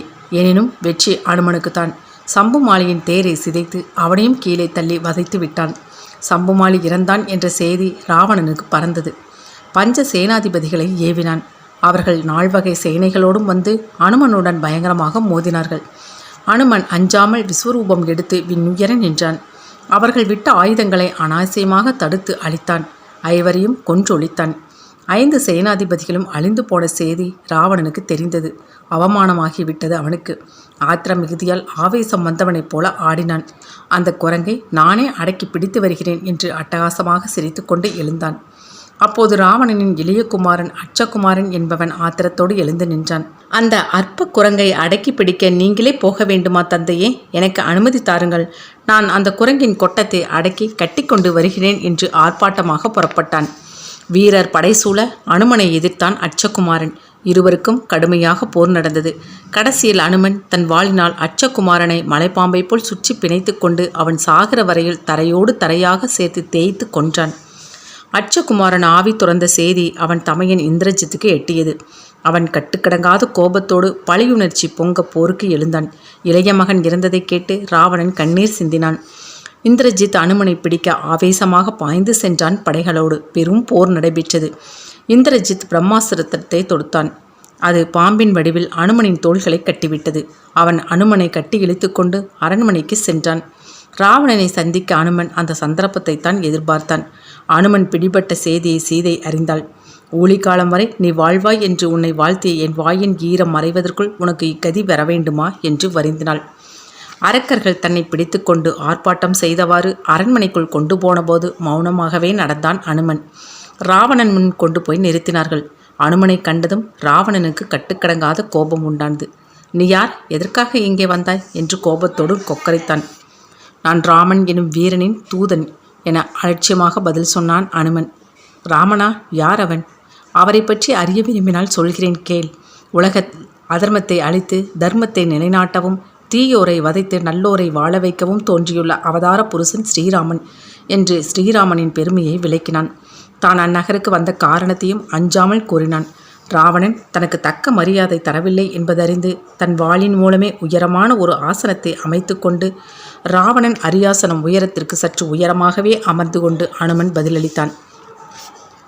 ஆக்கல், காத்தல், அழித்தல் எனும் முத்தொழில்களை செய்யும் பிரம்மா, விஷ்ணு, சிவன் என்னும் மும்மூர்த்திகளும் தங்கள் கரங்களில் கொண்டிருக்கும் கமண்டலம், சங்கு சக்கரம், சூலம் ஆகியவற்றை துறந்து கையில் வில்லேந்தி அவர் இருக்கும் இடமான தாமரை மலரால் இலை கைலை மயிலை ஆகியவற்றை நீந்து ஒரு மூர்த்தியாக அயோத்தியில் அவதரித்திருக்கிறார்கள். அவரே ஸ்ரீராமச்சந்திரமூர்த்தி. மும்மூர்த்திகளின் செயற்கையான ராமனின் அவதார நோக்கம் உலகத்தில் தர்மத்தை நிலைநிறுத்துவதே. எனவே அகங்காரம் கொண்டு அதர்ம வழியில் செல்லும் நீ அழியப்போவது நிச்சயம் என்று அறிவுறுத்தினான் அனுமன். சீதையை தேடி தென் திசைக்கு வந்துள்ள வானர சேனைக்கு தலைவனாக உள்ளவன் வாலியின் மைந்தன் அங்கதன். நான் அவனது தூதனாய் இலங்கைக்கு வந்தேன் என்று அனுமன் தன்னை பற்றி கூறினான். ராவணன் வாலியை பற்றி விசாரித்தான். வாலி என் நண்பன். அவன் மகனுக்கு தூதனாக வந்த நீயா இலங்காபுரியை இப்படி சீரழிக்க தொடங்கினாய்? வாலி நலமா? அவன் ஆட்சி செம்மையாக நடக்கிறதா என்று வினவினான். அஞ்சாதே ராவணா, உன்னை உன் வாளில் கட்டி தூக்கி சென்றவன் வாலி என்பது எனக்கு தெரியும். பெரும் வலிமை கொண்ட அந்த வாலியையே தன் நம்பினால் கொன்றவன் ராமன். தற்போது ஆட்சியில் இருப்பவன் வாலியின் தம்பி சுக்ரீவன். என்ன, அண்ணனை கொன்ற ராமனுக்கா தம்பியும் மற்றவர்களும் பணிவும் பரிவும் காட்டுகிறீர்கள்? அதிசயித்து கேட்டான் ராவணன். வேதங்களை எல்லாம் கற்றுணர்ந்த நீ அறநெறி தவறிவிட்டாய். பிறன் மனைவியை விரும்புவது பேதமையல்லவா? உன் அறிவும் ஆற்றலும் பெண் ஆசைக்கு அடிமையென உன் இழிச்செயலால் அழிந்து போய்விட்டன. நீ பெற்றுள்ள வரங்களினாலும் உனக்கு பயனில்லை. அறநெறி தவறியவருக்கு அழிவு நிச்சயம். சீதையை திருப்பி அனுப்பிவிடு, நீ வீழ்ச்சியிலிருந்து தப்பலாம் என்றான் அனுமன். குரங்காகிய நீயா எனக்கு புத்தி சொல்கிறாய்? உன்னை என்ன செய்கிறேன் பார் என்று கோபத்தோடு கொக்கரைத்து கொண்டு அனுமனை கொல்ல நெருங்கினான் ராவணன். அப்போது நல்லுள்ளம் கொண்ட விபீஷணன் எழுந்து, நில்லுங்கள், தூதாக வந்தவனை கொல்லுதல் நீதியாகாது என்று தடுத்தான். சரி, கொல்ல வேண்டாம். இந்த குரங்கின் வாளில் நெருப்பை விட்டு ஊரை சுற்றி கொண்டு போய்விட்டு தொலையுங்கள் என்று ஆத்திரத்தோடு ஆணையிட்டான் ராவணன். அரக்கர்கள் அனுமனை வெளியே இழுத்து வந்தார்கள். நீண்ட வாளிலே நிறைய துணியை சுற்றினார்கள். அதனை எண்ணெயிட்டு நனைத்தார்கள். வாளில் நெருப்பை வைத்தார்கள். அது கொழுந்துவிட்டு நன்றாக எரிந்ததைக் கண்டு ஆர்ப்பரித்தார்கள். அனுமனை கயிற்றால் கட்டி இரு புறங்களிலும் எண்ணற்ற வீரர்கள் பிடித்து கொண்டு வீதி வெளியே இழுத்து சென்றார்கள். அச்செய்தி சீதையின் செவிகளுக்கு எட்டியது. அவள் மனம் பதறினாள். அக்னி தேவனை வேண்டினாள். அக்னியே, நான் கற்புடையவள் என்பது உண்மையானால் நீ அனுமனை சுடக்கூடாது. அனுமின் வாளில் நெருப்பு பற்றி எரிந்தபோதும் தீ அவனை சுடவில்லை. சீதையின் அருளால் அனுமன் உடல் தீயினால் கொஞ்சமும் பாதிக்கப்படவில்லை. அரக்கர்கள் ஊர் முழுவதும் சுற்றி இழுத்து வந்தார்கள். எல்லைப்புறத்துக்கு வந்தபோது அனுமன் திடீரென்று உயரை கிளம்பினான். அவனை கட்டிய கயிற்றை பிடித்து கொண்டிருந்த கணக்கற்ற வீரர்களும் ஆகாயத்தில் சென்று சிறிது நேரத்தில் கீழே விழுந்தனர். அனுமன் ராமநாமத்தை உச்சரித்தவாறு எரிந்து கொண்டிருந்த தன் நீண்ட வாளால் அந்நகரத்தின் மீது செலுத்தினான். நொடிப்பொழுதில் அந்நகரம் எங்கும் தீப்பிடித்து எரிந்தது. அரக்கர்கள் பதறி அடித்துக்கொண்டு அங்கும் இங்கும் ஓடினார்கள். ராவணனின் தங்க மாளிகையும் தப்பவில்லை. மாளிகைக்குள்ளிருந்த அனைவரும் தப்பி ஓடினார்கள். ராவணனும் அவனது பெண்டீரும் புஷ்பக விமானத்தில் ஏறி வான்வழியே தப்பி சென்றார்கள். அனுமன் இலங்கையில் வைத்த தீ சீதையிலிருந்த அசோகவனத்தை தவிர்த்து மற்ற எல்லா இடங்களிலும் பரவி எரிந்து அழிந்தது. இறுதியில் அனுமன் தன் வாளை கடல் நீரில் தோய்த்து தீயை அணைத்து கொண்டான். சீதை இருக்கும் இடம் சென்று வணங்கி விடைபெற்றான். இலங்கைக்கு பக்கத்திலிருந்த ஒரு குன்றின் மேல் ஏறி நின்றான். ராமநாமத்தை சொல்லிக்கொண்டே ஆகாய மார்க்கமாக பறந்து சென்றான். மைனாக மலையை அடைந்தான். முன்னர் வாக்களித்திருந்தபடி அம்மலையில் இறங்கி அது அளித்த விருந்தினை ஏற்றுக்கொண்டான். பிறகு அங்கிருந்து வானர வீரர்கள் காத்து கொண்டிருந்த மகேந்திர மலைக்கு பறந்து சென்றான். அனுமனை கண்டதும் அங்கதன், ஜாம்பவான் மற்றும் வானர வீரர்கள் அனைவரும் மகிழ்ச்சியடைந்தார்கள். அனுமனின் உடலில் காணப்பட்ட காயங்களைக் கண்டு அவன் அரக்கரோடு போரிட்டு வெற்றியோடு திரும்பியிருக்கிறான் என்று அவர்களாகவே தெரிந்து கொண்டு ஆனந்த கூத்தடினார்கள். அனுமன் அசோகவனத்தில் சீதையை கண்டதையும் அவள் கொடுத்த அடையாள பொருளாக சூளாமணியை கொண்டு வந்ததையும் வானரர்களுக்கு சீதை வாழ்த்துக்களை கூறியதையும் வெளிப்படுத்தினானே தவிர இலங்கையை தன் வாழ் நெருப்பால் பொசுக்கியதையோ அரக்கர்களை தன் ஆற்றலால் அழித்ததையோ வெளியிடாமல் அடக்கம் காத்தான் அனுமன். ராமன் சீதையை எண்ணி பெரிதும் கலங்கிக் கொண்டிருந்தான். தேட சென்ற வானர வீரர்கள் நல்ல செய்தியோடு திரும்பி வரவில்லையே என்ற சோகம் அவன் சுந்தர முகத்தை சூழ்ந்து கொண்டிருந்தது. அவ்வேளையில் அனுமன் முதலானோர் அங்கு சென்றனர். ராமனை கண்டதும் அனுமன் முதலில் சீதா தேவி இருந்த திக்கு நோக்கி வணங்கி எழுந்தான். பின்னர் தான் சீதையை கண்ட செய்தியை தெரிவித்தான். கண்டேன் கற்புக்கரசி சீதையை என்று தொடங்கி அனுமன் கூறிய வார்த்தைகள் ராமன் செவிகளில் தேனாய் பாய்ந்தன. அவன் தோள்கள் பூரித்தன. கண்களிலிருந்து ஆனந்த கண்ணீர் ஆராய் பெருகியது. கடல் கடந்து லங்காபுரியை அடைந்து நான் காலையும் மாலையும் இல்லா சோலையில் தவக்கோலத்தில் சீதா பிராட்டியை கண்டேன். கொடியவன் ராவணன் கொடி போன்ற சீதா தேவியை மேனியினால் தீண்ட அஞ்சி மண்ணோடும் கொண்டு போனான் என்ற உண்மையை அறிந்தேன். அரக்கியர்களால் சூழப்பெற்று அவல நிலையில் கண்ணீரில் மிதகொண்டிருந்த கற்பின் கனலையை அணைக்க நெருங்கி தோற்ற ராவணன் சீதையை கொள்வேன் என்று கூறிய போதும் அவள் கணவரையே தெய்வமாக கருதி கண்களை மூடி தியானித்து கொண்டிருந்தாள். இனி உயிர் தங்கியிருத்தல் கூடாது என்ற முடிவுக்கு வந்து தற்கொலைக்கு முயன்ற சமயத்தில் ராமதூதன் நான் என்று ஓடி சென்று அன்னையை தடுத்தேன். கணையாளியை காட்டினேன். தங்கள் துயரத்தை வெளிப்படுத்தினேன். தங்கள் கணவருக்கு நீங்கள் இருக்குமிடம் தெரியாத காரணத்தால் மீட்டுச் செல்ல எத்தனை காலமாகிவிட்டது என்பது மொத்தமும் பணிவுடன் உணர்த்தினேன். அன்னை சீதா தேவி அங்குள்ள தன் அவல நிலையை எனக்கு உணர்த்தினாள். இன்னும் 1 மாத காலம் வரையில்தான் உயிரை தாங்கியிருப்பேன். அதற்குள் அவர் வந்து அரக்கரிடமிருந்து என்னை மீட்டுச் செல்லாவிட்டால் நான் உயிரை விட்டுவிடுவேன் என்று வேதனையோடு கூறினாள். தன் ஆடையில் மறைத்து வைத்திருந்த சூளாமணியை தன் அடையாளமாக காட்ட சொல்லி என்னிடம் தந்தாள் என்று விளக்கமாக கூறி, இதோ காணுங்கள் அச்சூளாமணியை என்று ராமன் முன் நீட்டினான் அனுமன். சீதை தந்தனுப்பிய சூளாமணியை கண்டான் ராமன். சீதையை நேரில் கண்டது போன்று மகிழ்ச்சி கொண்டான். அனுமுனை மார்பரத் தழுவி ஆனந்த கண்ணீர் சிந்தினான். அப்போது சுக்கிரவன், தேவி இருக்குமிடம் தெரிந்து கொண்டோம், இனியும் காலதாமதம் கூடாது என்று ஆணையிட்டான். 70 வெள்ள வானர வீரர்கள் நீலன் என்பவன் தலைமையில் தென் திசை நோக்கி புறப்பட்டார்கள். என்னை புன்தொழில் குரங்கென இகழாமல் என் தோள் மீது ஏறிக்கொள்ள வேண்டும் என்று அனுமன் ராமனை வேண்டினான். ராமனும் இசைந்து அனுமனின் தோள் மீது ஏறி அமர்ந்தான். லட்சுமணனை அங்கதன் தன் தோள்களில் சுமந்தான். கருடன் மீது தோன்றும் திருமாலைப் போல ராமனும் காளையில் மீது தோன்றும் சிவபெருமானைப் போல லட்சுமணனும் தோன்றினார்கள். மலைவழியே அப்படைகள் சென்றன. வழிநடை களைப்பு தோன்றாமல் இருக்க இலங்கையில் தான் கண்டது அனைத்தையும் கூறிக்கொண்டே சென்றான் அனுமன். 12 நாட்களில் அவர்கள் தெற்கு கடற்கரையை அடைந்தார்கள். மேற்கொண்டு எடுக்க வேண்டிய நடவடிக்கைகளை பற்றி ஆராய்ந்தார்கள். அதே நேரத்தில் இலங்கையில் ராவணன் மனம் குமரிக்கொண்டிருந்தான். அரண்மனையில் அரசவையை கூட்டி ஒரு குரங்கினால் தன் நாட்டுக்கு ஏற்பட்ட நாசத்தை குறித்து பெரிதும் வருந்தினான். அவமானமும் ஆத்திரமும் அவர்களை ஆட்கொண்டு ஆவேசப்பட வைத்தன. அவ்வளவு நாசங்களுக்கும் காரணம் அந்நியன் மனைவி சீதையை தன் அண்ணன் கவர்ந்து வந்திருப்பதே என்று கூறினான் கும்பகர்ணன். என்றாலும் காலம் கடந்து சீதையை சிறையிலென்று விடுவிப்பது எதிரிகளுக்கு பயந்தே என்றாகிவிடும். பிறர் எள்ளி நகையாட இடம் கொடுத்ததாகிவிடும் என்று கூறி போருக்கு புறப்படுவதே தக்கது என்று சொன்னான். குரங்கை ஏவிய ராம லட்சுமணர்களை நான் கொண்டு வந்து சேர்க்கிறேன், விடை கொடுங்கள் என்று குக்கரித்தான் இந்திரஜித். ஆனால் தர்ம சிந்தை படைத்த விபீஷணன் அவர்களின் தகாத மொழிகளை தாங்கிக் கொள்ள முடியாமல் நீதியை எடுத்துரைத்தான். ஆணவத்தால் அழிந்தான் இரணியன். அந்த முடிவு அண்ணன் ராவணனுக்கு வந்துவிடக்கூடாது. சீதையை கவர்ந்து வந்து சிறையில் வைத்திருப்பது பெரும் தவறு. அவளை விடுவித்து ராமனிடம் சேர்த்துவிட வேண்டும், இல்லையேல் நமக்கு ஆபத்து என்றான் விபீஷணன். அவன் உரையை கேட்டு ராவணன் பெரும் சினம் கொண்டான். என் தம்பியாக பிறந்தும் நீ என் எதிரிக்கு சாதகமாகவே பேசுகிறாய். என் கண்முன் நின்றால் கொன்று விடுவேன், ஓடிப்போ என்று கடும் கோபமாக ஏசினான். தன் அண்ணன் அடாத வழியை விட்டு அறநெறிக்கு திரும்ப மாட்டான், அவனுக்கு அழிவு நிச்சயம் என்று தெளிவாக தெரிந்து கொண்ட விபீஷணன் நீதியின் பக்கம் போய் நிற்பதே ஏற்றது என்று முடிவு செய்தான். அனிலன், அனலன், அரண், சம்பாதி என்னும் 4 துணைவர்களுடன் இலங்கையை விட்டு வான்வெளியாக புறப்பட்டான் விபீஷணன். எந்தையே ராமபிரானே, நின்தாள் சரணம் என்று தொலைவிலிருந்தே கூவி பணிந்தான் விபீஷணன். விபீஷணனை தங்கள் பக்கம் சேர்த்து கொள்ள தயக்கம் காட்டினார்கள் வானர வீரர்கள். சுக்ரீவன் முதலானோர் இவன் நம் பக்கம் வருவதில் ஏதாவது வஞ்சகம் இருக்கக்கூடும் என்ற சந்தேகங்களை எழுப்பினார்கள். அப்போது அனுமன் ஒருவன்தான் விபீஷணனை ஆதரித்து பேசினான். ஐயனே, விபீஷணன் நல்ல உள்ளமுடையவன். ராவணன் சபையிலேயே இவனுடைய நற்குணத்தை நான் நேரிலே அறிந்தேன். என்னை கொல்ல துணிந்து ராவணனுக்கு தூதாக வந்தவனை கொல்லல் நீதியாகாது என்று எடுத்து ஓதியவன் இவன். மற்ற அரக்கர்க்கில்லாத இரக்க சிந்தை இவனுக்கு உண்டு. இவன் உள்ளத்தில் கள்ளம் இல்லை. இவன் இல்லத்திலும் கள்ளும் இல்லை, மாமிசமும் இல்லை. தூய அந்தணர் இல்லம் போல் தோன்றியது இவன் இல்லம். இந்நல்லவனை நம்பி நாம் ஏற்றுக்கொள்ளலாம் என்றான் அனுமன் ராமனிடம். நம்மிடம் அடைக்கலம் புகுந்தவனை ஏற்றுக்கொள்வதே முறைமையானது. இதனால் தீமையே ஏற்பட்டாலும் பாதகமில்லை என்றான் ராமன். சுக்ரீவனை அனுப்பி விபீஷணனை அழைத்து வரச் செய்தான். சுக்ரீவனும் விபீஷணனும் நெருங்கிய நண்பர்கள் போல் அன்பால் ஆரத்தழுவி அணைத்து மகிழ்ந்து ஆனந்த கண்ணீர் சொரிந்தார்கள்.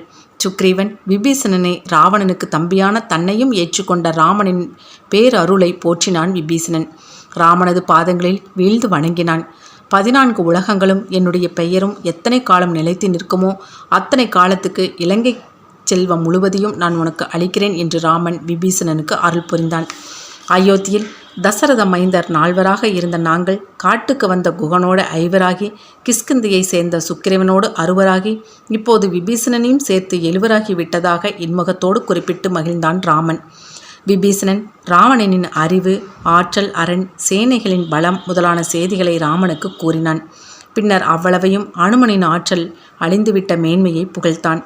அவ்வளவையும் கூறி மகிழ்ந்த விபீஷணன் அனுமனின் வீரத்தை வானளவ புகழ்ந்ததோடு அவ்வளவு வீரமுடைய உத்தமன் ஒருவனை அடியானாக கொண்ட உயர்ந்தவன் என்ற காரணத்தாலேயே தானும் ராமனை தஞ்சம் புகுந்ததாக பெருமையோடு குறிப்பிட்டான். அரக்கர்களை அழித்து இலங்கையை எரித்து பெரும் வீரம் காட்டிய அனுமன் அங்கிருந்து சீதையை மீட்டு வராதது ராமனுடைய வில்லாண்மையை வையகத்துக்கு புலப்படுத்துவே என்ற உண்மையை உணர்ந்து அனுமனின் அறிவையும் ஆற்றலையும் உள்ளுக்குள் வியந்து மகிழ்ந்தான் ராமன். அனுமா, என் வலிமையையும் ராவணனின் பலத்தையும் நீ உனதாக்கி கொண்டு பெரும் வீரனாக திகழ்கிறாய். நான் உனக்கு கைமாறாக அளிப்பது பரமபதம் ஒன்றுதான். அதை நீ நிச்சயம் அடைவாய் என்று மகிழ்ச்சியுடன் வாழ்த்தினான். அனுமன் பெரும் பூரிப்போடு ராமனது திருவடிகளில் விழுந்து வணங்கினான். பின்னர் கடலை தாண்டி இலங்கையை அடையும் வழிகுறித்து யாவரும் ஆலோசித்தனர். விபீஷணனின் ஆலோசனைப்படி ராமன் வருணனை சரண் புகுந்து கடலில் அணை கட்டுவதற்கு இடம் பெற்றான். வானர தச்சன், நலன், அனுமன் முதலானோர் பெயர்த்து கொண்டு வந்து போட்ட மரங்களையும் மலை பாறைகளையும் கொன்று 3 தினங்களில் அணையை கட்டி முடித்தான். அணையின் கீழ் விபீஷணன் முன்னே வழிகாட்டி கொண்டு சென்றான். அவனைத் தொடர்ந்து வானர சேனைகள் பின்னே சென்றன. சேனைகளுக்கு பின்னே அனுமன் நெஞ்சு உயர்த்தி நடந்து சென்றான். அனுமனுக்கு பின்னே ராம லட்சுமணர்கள் வீர நடைபோட்டு சென்று இலங்கையைச் சேர்ந்தார்கள். ராம லட்சுமணர்கள் இலங்கை மாநகரை காண ஸ்வேலமலையின் உச்சிக்கு சென்றார்கள். அப்போது ராவணன் வடக்கு கோபுர வாசலின் மீது ஏறி நின்று பார்த்தான். அவனை ராமனுக்கு அடையாளம் காட்டினான் விபீஷணன். தன் மங்கையரோடு கோபுரத்தில் ஏறி நின்று கொண்டிருந்த ராவணனை ராமன் அடையாளம் காட்டியதும் சுக்ரீவன் திடீரென தாவி பாய்ந்தான் ராவணனின் மீது. ராவணனோடு மோதிய சுக்ரீவன் ராவணனின் மணிமுடியிலிருந்து இரத்தின கற்களை பறித்து கொண்டு ராமனிடம் திரும்பினான். சுக்ரீவன் அவசரப்பட்டு அவ்வாறு நடந்து கொண்டதாக ராமன் கடிந்து கொண்டான். அப்போது மிகவும் அடக்கமாகச் சொன்னான் சுக்ரீவன். என் செயல் அனுமன் செய்த அரிய செயலுக்கு நிகராகுமா? 10,000 அரக்கர்களை கொன்றதோடு தன் வாழ் வலிமையினாலேயே இலங்கை நகரை அக்னிக்கு இரையாக்கிய அனுமன் ஆண்மை தரத்தை நோக்க அடியேனின் செயல் மிக மிக அற்பமானதல்லவா? இலங்கையை முற்றுகையிட்டு அதன் வடபுறத்து வாயிலில் நின்று ராவணனது வருகையை எதிர்பார்த்திருந்தான் ராமன். அப்போது அவனுக்கு ஒரு எண்ணம் தோன்றியது. இந்நிலையிலும் ராவணன் சீதையை தன்னிடம் திருப்பி அனுப்பிவிட்டால் போருக்கு அவசியம் இல்லையே. போரில் ஏற்படும் 10,000கணக்கான உயிர்களின் சேதத்தையும் பொருட்சேதத்தையும் கால விரயத்தையும் தவிர்த்து விடலாம் அல்லவா? இறுதியாக அங்கதனை ராவனிடம் தூதனுப்பி சீதையை விட்டுவிட்டால் உயிர் பிழைப்பாய், இல்லையே போரில் அழிவாய் என்று எச்சரிக்கை விடுக்க எண்ணினான் ராமன். மீண்டும் தூது அனுப்புவது நம் தகுதிக்கு ஏற்றதாகாது என்ற கருத்தினை தெரிவித்தான் லட்சுமணன். இறுதியாக எச்சரிப்பது அறத்துக்கும் நீதிக்கும் உட்பட்ட நற்செயலாகுமே என்று கோழை செயலாகாது. முடிவில் நடக்கப் போவது போரே என்றானாலும் நம் சமாதானத்துக்கு முயல்வது போர் முறையின் அப்பாற்பட்ட அறச்செயலே என்றான் ராமன். அங்கதன் ராமதூதனாக விண்வெளியை இலங்கை நகரை அடைந்தான். ராவணன் முன் சென்று நின்றான். யார் நீ? என்ன காரணம் பற்றி இங்கு வந்தாய்? உடனே சொல், இல்லையேல் உன் உயிர் போய்விடும் என்று கோபத்தோடு கூறினான் ராவணன். ராமதூதனாக வந்திருக்கும் நான் வாலியின் மகன். நீ சீதையை விட்டுவிட்டால் உயிர் வாழலாம். இல்லையேல் உன் கூட்டத்தோடு நீ ஒளிந்து போவாய். நீ விரும்புவது எதனை என்று அஞ்சாமல் நின்று கேட்டான் அங்கதன். நீ என் நண்பன் வாலியின் மகனா? நீ ராமன் பக்கம் இருப்பதை விட்டுவிட்டு என் பக்கம் சேர்ந்துவிடு. நான் உனக்கு வானர கூட்டத்தின் வலிமையுள்ள தலைவனாக இப்போதே முடிசூட்டுகிறேன் என்று ஆசை வார்த்தைகளை அள்ளி வீசினான் ராவணன். அங்கதன் சற்றும் இணங்கவில்லை. சினம் கொண்டு சீறி அவனை அடித்து கொல்லுமாறு 4 அரக்கர்களை ஏவினான். அந்நால்வரையும் யமனுலகுக்கு அனுப்பி வைத்தான் அங்கதன். பின் கோபுரத்தின் உச்சியில் அமர்ந்து, ராமபிரானது வலிமையான அம்புகளிலிருந்து நீ தப்ப வேண்டுமானால் பாதுகாப்பான இடத்தை இப்போதே தேடிக்கொள் என்று கூறிவிட்டு பறந்து திரும்பி ராமனிடம் வந்தான். ராவணன் தலைகள் கூறுபட்டாலின்றி அவனது தீய எண்ணம் மாறுபடாது என்று தன் கருத்தை கூறினான். பின்னர் இலங்கையை தாக்குமாறு வானர வீரர்களுக்கு கட்டளையிட்டான் ராமன். இரு திறத்து படைகளிடையே பெரும் போர் மூண்டது. 2 பக்கங்களிலும் எண்ணற்ற வீரர்கள் இறந்தனர். போரில் அனுமன் காட்டிய வீரதீர பராக்கிரம செயல்களைக் கண்டு ராவணன் கதிகலங்கி போனான். முதல் நாள் போரில் ராவணன் சுக்கிரவனுடனும் லட்சுமணனுடன் போர் செய்தான். அப்போது அனுமன் அங்கு வந்து பேருருவம் எடுத்து வலிமை மிகுந்த தன் கையால் ராவணனை குத்தினான். அந்த குத்திலே ராவணன் தரையில் சாய்ந்து மூச்சித்தான். மூர்ச்சை தெளிந்து எழுந்த பின் ராவணனே அனுமனின் வீரத்தை போற்றி, பெரும் வீரனே, உன் வலிமையோ வலிமை. உன்னை நோக்க மற்ற வீரர்கள் யாவரும் வலிமையற்ற அலியை போன்றவர்கள். நீ என்னை வென்றவனானாய் என புகழ்ந்தான். அதன் பின்னர் லட்சுமணனுக்கும் ராவணனுக்கும் போர் நடைபெற்றது. ராவணன் வேலாயுதத்தை எறிந்தான். அதன் தாக்கத்தால் லட்சுமணன் மூர்ச்சியாகி சாய்ந்தான். அவனை தூக்கி செல்ல விரைந்தான் ராவணன். ஆனால் லட்சுமணனை 20 கரங்களை கொண்ட ராவணனால் தூக்கவே முடியவில்லை. பெருமூச்சோடு திகைத்து போய் நின்றுவிட்டான் அவன். வெள்ளியங்கிரியே அடியோடு பெயர்த்து தாக்கிய ஆற்றல் உள்ள கரங்களால் லட்சுமணனை தூக்க முடியவில்லையே என்று தன்னையே நொந்து கொண்டான். அப்போது அனுமன் அங்கு வந்து லட்சுமணனை லேசாக எடுத்து சென்றான். அந்த காட்சி குட்டி குரங்கை தாய்க்குரங்கு மரக்கிளைக்கு எடுத்து சென்றதைப் போல் இருந்தது. தன் தம்பியை தாக்கிய இலங்கை வேந்தன் மீது மும்பரமாக கணைகளை தொடுத்தான் ராமன். அப்போது ராவணன் தேரின் மேல் இருந்தான். ராமன் தரையில் இருந்தான். அதை காண சகியாமல் ராமனை தன் தோளின் மீது தூக்கி கொண்டான் அனுமன். போர் கடுமையாக நடைபெற்றது. ராம பாணங்களுக்கு பல்லாயிர அரக்கர்கள் பலியானார்கள். ராவணனும் தன்னுடைய வில்லாயுதம் வாளாயுதம் யாவையும் இழந்து நிராயுத பாணியாக ஞானத்தோடு தரையை நோக்கி தலைகுனிந்து நின்றான். அவன் நிலையை கண்ட ராமன், ஆயுதம் ஏதுமின்றி தனித்து நிற்கும் உன்னுடன் போர் செய்வது என் வீரத்துக்கு ஏற்றதாகாது. எனவே இன்று போய் நாளை வா என்றான் பணிவுடன். முதல் நாள் போரில் தோற்றுப்போன ராவணன் மறுநாள் கும்பகர்ணனை போருக்கு அனுப்பினான். போர்க்களத்துக்கு கும்பகர்ணன் வந்ததைக் கண்டான் ராமன். அவனை தன் பக்கம் அழைத்து வருமாறு விபீஷணனை ஏவினான். விபீஷணன் கும்பகர்ணனுக்கு பலவாறெல்லாம் நியாயங்களை எடுத்து கூறினான். ராமனை சரணடையும்படி வேண்டினான். ஆயினும் செய் நன்றி மறவாமல் தமையனுக்காக போர் புரிந்து உயிர் விட துணிந்தான் கும்பகர்ணன். கடுமையாக போர் புரிந்து எண்ணற்ற வானர வீரர்களை கொன்று இறுதியில் ராமனால் கொல்லப்பட்டான் கும்பகர்ணன். போரில் மடிவதற்கு முன் அனுமன் காட்டிய வீரத்தை கும்பகர்ணன் வியந்து பாராட்டினான். எண்ணுவதற்கும் இயம்புவதற்கும் அருமையானது அனுமனின் கைவலிமை. அருஞ்செயல் முடிக்கும் ஆற்றல் அமைந்தவன் அனுமன். அவனுக்கு நிகராக யாரையும் சொல்ல முடியாது என்று கும்பகர்ணன் அனுமனது வீரத்தை மனம் திறந்து பாராட்டினான். கும்பகர்ணன் இறந்த பின் அதிகாயன் லட்சுமணனுடன் போர் புரிந்தான். அதிகாயனும் அனுமனது வீரத்தை பாராட்டினான். உமாதேவியை தம் உடலின் ஒரு பக்கத்தில் கொண்ட சிவபெருமானும் அனுமனின் கோபத்திற்கு ஆற்ற முடியாது என்பது அவனது புகழரை. லட்சுமணன் அதிகாயனை வீழ்த்திவிட்டான். செய்தி கேட்டு துடித்தான் இந்திரஜித். லட்சுமணனை கொன்ற பின்பே நகருக்கு திரும்புவேன் என்று சூளுரைத்துவிட்டு போர்க்களத்துக்கு வந்தான் இந்திரஜித். போர்க்களத்தில் லட்சுமணனுக்கு உதவியாக அனுமன் இருப்பதை கண்டான். பெரும் சினம் கொண்டான். கல்லெடுத்தும் மரமெடுத்தும் போர் புரியும் நீ வில்லெடுத்து போர் புரியும் என்னோடு போர் புரிய தகுதியற்றவனாடா நீ என்று இகழ்வாக சினந்து கூறினான் இந்திரஜித்.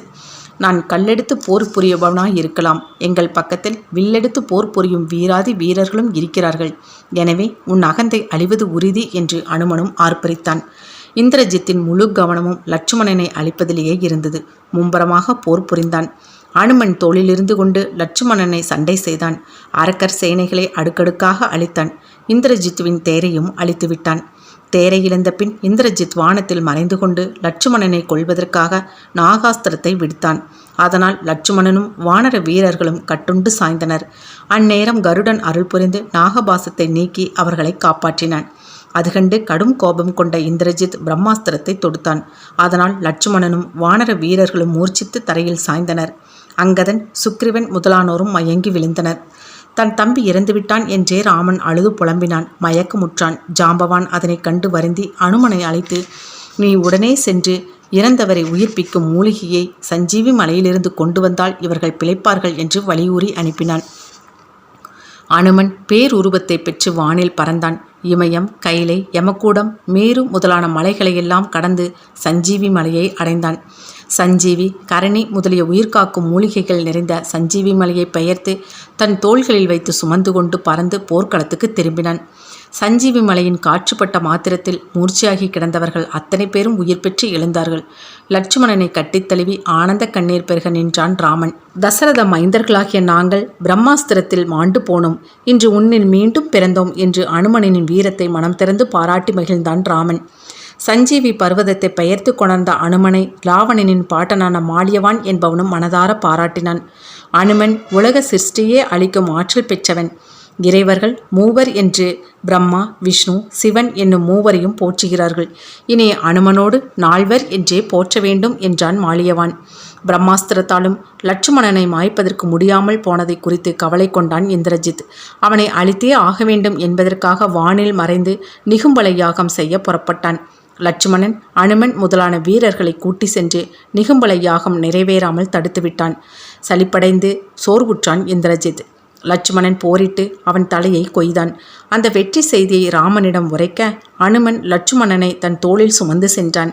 பின்னர் ராவணன் போருக்கு எழுந்தான். ராமனோடு கடுமையாக மோதினான். தன் தம்பி விபீஷணன் ராமன் பக்கம் இருப்பதைக் கண்டு அடக்க முடியாத கோபத்தோடு அவன் மீது தனக்கு மயன் கொடுத்திருந்த வேலை எடுத்து வீசினான். அதனை கண்ணுற்ற லட்சுமணன் விபீஷனை காப்பதற்காக பாய்ந்து சென்று அந்த வேலை தாங்கிக் கொண்டான். அந்த தாக்குதலால் அவன் மூர்ச்சியானான். மீண்டும் அனுமன் பறந்து சென்று சஞ்சீவி மலையை கொண்டு வந்து அதன் காற்றை லட்சுமணன் மீது பட செய்து உயிர் பெற்று எழ செய்தான். இரண்டாம் முறையாக தன் தம்பி லட்சுமணனை காப்பாற்றிய வீர அனுமனை கட்டி தழுவிக்கொண்டான்.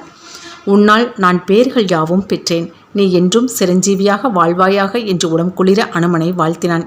இறுதியில் ராமன் பிரம்மாஸ்திரத்தை பிரயோகித்து ராவணனின் தலைகளை அறுத்து அவன் உயிரை ஒழித்தான். வானர சேனைகள் மகிழ்ச்சி மிகுதியால் வானுக்கும் பூமிக்கும் ஆடி பாடி குதித்தோடின. தேவர்கள் மலர் மாறி பொழிந்து மகிழ்ச்சி வெள்ளத்தில் மிதந்தார்கள். ராமன் வெற்றியை எடுத்து கூற சீதை இருக்குமிடம் நோக்கி விரைந்தான் அனுமன். மட்டற்ற மகிழ்ச்சியோடு சென்று வெற்றி செய்தியை சீதைக்கு கூறியவுடனே அனுமனை வாயார வாழ்த்தினாள். அனுமா, நீ செய்த பேருதவிக்கு மூவுலகையும் தந்தாலும் போதாது. ஆகவே உன்னை என் தலையினால் வணங்குகிறேன் என்று உவகையுடன் உரைத்தாள் சீதை. ராவணன் மாண்ட பிறகு ராமன் விபீஷணனை அழைத்து அவன் தமையனுக்கும் மற்றவர்களுக்கும் ஈமக்கடன்களை முடிக்குமாறு கூறினான். பின்னர் லட்சுமணனை அழைத்த விபீஷணனுக்கு முடிசூட்டும்படி சொன்னான். முடிசூட்டு விழா முடிந்ததும் விபீஷணன் சீதா தேவியை அழைத்து வந்து ராமனிடம் சேர்த்தான். ராமன் சீதையை அக்னி பிரவேசம் செய்வித்து ஏற்றுக்கொண்டான். பின்னர் சீதையை அழைத்து கொண்டு பரிவாரங்களுடன் புஷ்பக விமானத்தில் புறப்பட்டு சேதுக்கரையை அடைந்தான் ராமன். ராவணன், கும்பகர்ணன் முதலானோர் பிரம்மகுலத்தில் பிறந்தவர்கள். ஆகவே அவர்களை கொன்றதால் பிரம்மஹத்தி தோஷம் தன்னை பற்றாமல் இருக்க சிவபெருமானை பூஜை செய்ய விரும்பினான் ராமன். அனுமனை காசிக்கு அனுப்பி விஸ்வநாதரை வணங்கி தன் சிவபூஜைக்குரிய சிவலிங்கத்தை பெற்று வருமாறு செய்தான் ராமன். அனுமன் குறித்த காலத்தில் வர தாமதமாகிவிட்டது. எனவே சீதையை மணலால் லிங்கம் செய்ய சொல்லி பூஜையை முடித்துவிட்டான் ராமன்.